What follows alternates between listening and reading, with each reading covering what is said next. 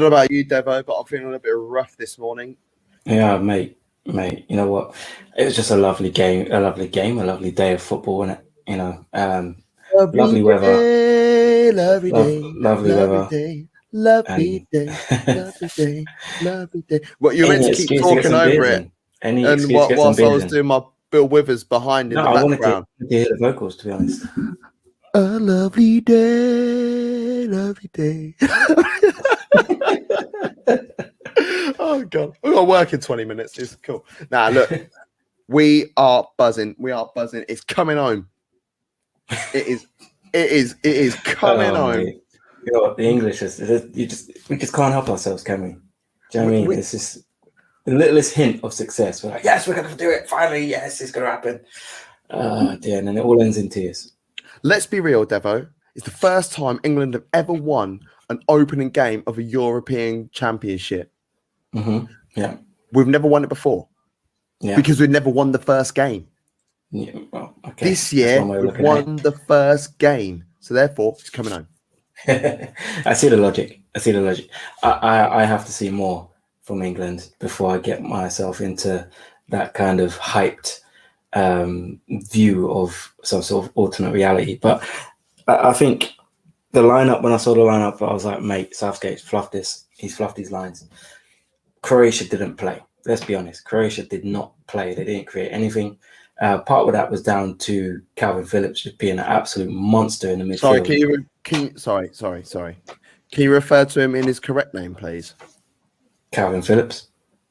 Kante Phillips. He was an absolute monster in midfield, honestly. But I think still the defense didn't look great. They didn't have much to do, but they didn't look great against better opposition. I think they'll need to fix that. Maybe Maguire comes in, who knows? But I think Sterling, he looked dangerous in that there was just so much space in behind for Sterling. Even if you're on form or not, you're still going to make an impact. And he did. I think Kane needs to work on stuff because he's getting involved too deep, getting in the way of some of the other players. Stay in the box, mate. You know, if that's the case, play Calvert-Lewin. Do you know what I mean? If Kane wants to play 10, play Calvert-Lewin and play Kane at 10. Do you know what? I was going to suggest this yesterday, and I was worried that people were going to kick off for me because Mason Mount is much better further forward. If you're playing a 4-2-3-1, Mason Mount is much better further forward rather than playing him in a 2. But the way England played yesterday, I'm thinking Rice and Mount. Look, this is before Kante Phillips had the game of his career. Yeah. I'm thinking Mason Mount next to Declan Rice, and then play Kane as a 10, and then play Calvert-Lewin up front. That would work. But now Kante Phillips, he's made himself undroppable. You know what the thing is? I think my thing is this: is that Kane has to play. He has to play. But tell him, mate, I need you to spearhead the attack. I don't need you dropping into spaces where you have the likes of Foden, Mount. If Grealish plays, he would like to occupy that space. Do you know what I mean? Sancho comes inside when he plays. Rashford comes inside when he plays. Sterling comes inside. We don't need you dropping as well. So just stay up the pitch. Do you know what I mean? Do your job as a striker. But I think England controlled the game, most of it. They were comfortable throughout the majority of the game. It's a good start, and now a massive game against Scotland awaits. Indeed. Loving the fact that 2 Jamaicans were involved in the goal as well. Oh, yeah. And if you booed the knee, that game finished 0-0 for you.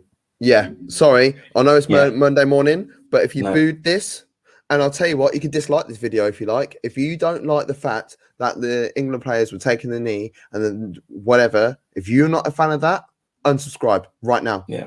And you know what? One of these days, I'm going to have a conversation about the taking of the knee and what it suggests. I'm going to have a conversation about that because it's one or two things I don't actually like about what's being said. I'll tell you what. Let's do a separate show for that. Yeah, 100%. Another time.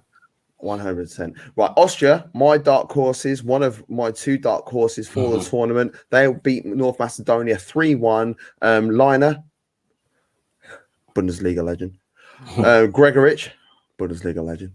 Arnautovic found his inner Tamori Katspire, and Goran Pandev, the oldest man in the history of mankind, all on the score sheet in this game. Let's be real, right?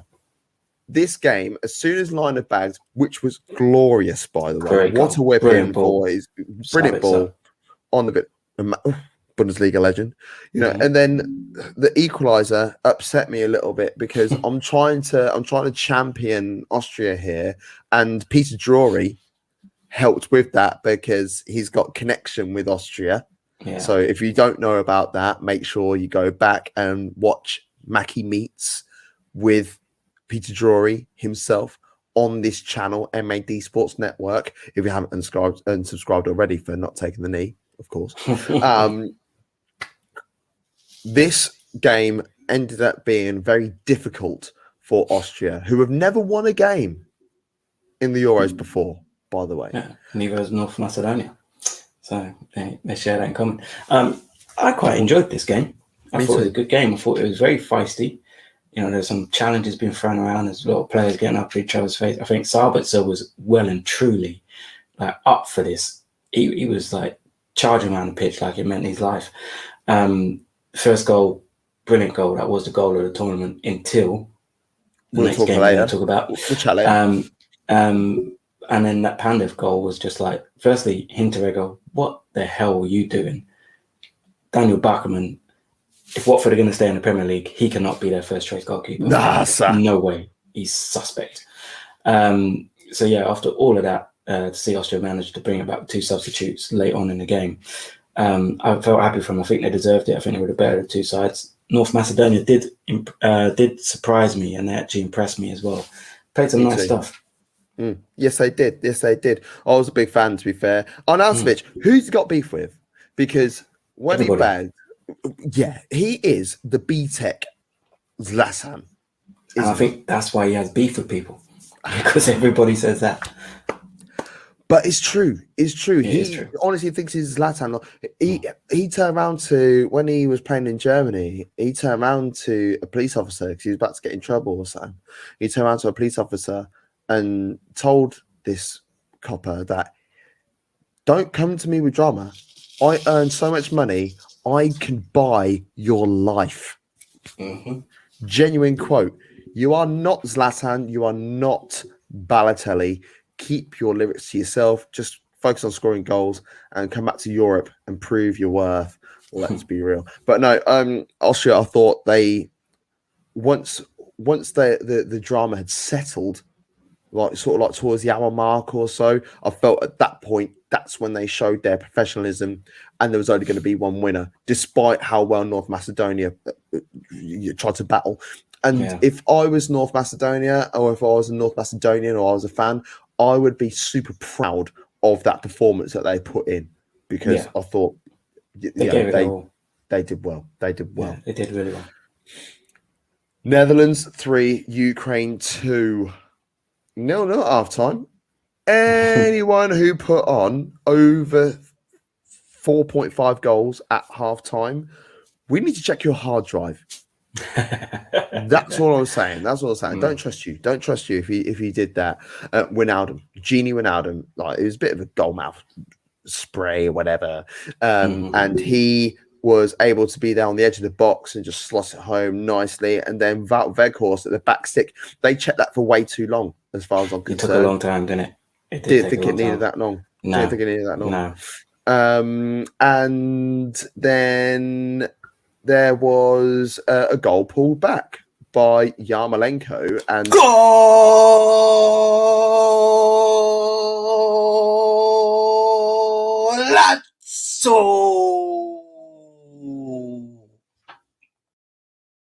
You're going to do this to me a lot. You're damn right. You're damn right. What a goal. What a hit. That is exactly what he has in his locker. And he started to show that when he first went to West Ham, and he got injuries and he just kind of disappeared. But that's what he's got. That left foot, he can do that at any moment, anywhere near 30 yards out, no problem. Top bins. I love when players cut in and dig it. And I'll tell you what, we didn't mention this so much in the England game in the roundup because, of course, it is a bite-sized show trying to wrap as much information up in a really quick way, but give you everything that you need to hear and more. But Phil Foden had a dig early doors, and I didn't realise until they showed the replay again in the second half that it was deflected. I didn't know the shot was deflected. I thought it was a cracking save. Yeah, so without that deflection, that's going back in the net. Unfortunate for Phil Foden and very fortunate for Yarmolenko. And then Yaremchuk, he made it 2-2. And at that point, I was thinking, whoa. And especially when you kiss the camera, if you kiss the camera, you need to kiss it with purpose. You need to kiss it. You need to lips it up and be like, yeah. No purpose involved whatsoever because Dumfries, the Scotsman, made up for a really bad miss in the first half as well. Made up for it. That was a terrible miss. He impressed me. He has impressed me quite a bit, to be fair, over time. I didn't want to mark him as one of the players to look out for and stuff because I felt that there was enough about him that people knew about him already. You know what I mean? So, but it's what it is. This is a massive win, and this also shows a high level of professionalism again with Netherlands because they were 2-0 up, got pared back to 2-2, but they dug in, they grafted, and they got the win, and that is so important. Yeah, I mean, the Netherlands at 2-0 up, you should not be in any trouble, especially 2-0 up with 15 minutes to go. As soon as that first goal went in, it was almost inevitable they were going to get a second. You could just see the Dutch were a bit like, oh, it's going to happen. And really and truly, the Ukrainian goalkeeper's given them that win. He made a great save in the first half, excellent save first half, and then he made a couple mistakes. I think the first goal, I tried to not dig him out too much because he had to stop the cross, but you can't push it into the middle of the goal. Push it wide. And then the third goal, he made two mistakes. The first one, the ball was played back to him. Yes, he didn't want it there. Kick it out. Kick it out for a corner, kick it out for a throw. Don't just pass it 10 yards to your right and allow Dutchman to just whip across him. And then the header he should have saved. He should have saved that. I think it bounced. Where it bounced, it made it very difficult for the keeper. Should have saved that. Sorry. It's international championships. We're playing in European championships now. Like, you should have saved that. I'd expect a player at a lot lesser level to save that. But yeah, good, massive win for the Netherlands. Ukraine will be a bit upset. I don't think we saw the best of Ukraine in that game. I think they were a bit too timid for a long time. It went until they really come out second half, after about 60 seconds, after the second goal went in for Netherlands, I suppose, is when they really thought, right, we have to actually have a go at this. But yeah, I expect Ukraine to come through this group. Because they got Austria in the group. No, they have. Ukraine are done. Right, we have got less than a minute of the show. 3 games happening later on today. Scotland versus Czech Republic, Poland versus Slovakia, Spain versus Sweden. Score predictions very quickly, please. Well, my heart wants Scotland to beat Czech Republic, but my head's saying that Czech Republic will win that 2-1. Poland versus Slovakia, I'm going to go for a 1-1 draw. Spain versus Sweden, I'm going to go for a 1-0 Spain. I don't know what's happening with the Spanish national side at the moment, so I'm going to work backwards here. I'm going to go with... No, Spain is still too good for Sweden. Going 2-0 Spain. I'm going 1-0 Poland over Slovakia, and I'm going with a 2-2 draw. Desmond in the Scotland versus Czech Republic game. Make sure you like, share, subscribe, follow all our pages, etc., at MAD Sportsnet, at Gavmat23, at Devo LDN. Catch you later on. Lovely.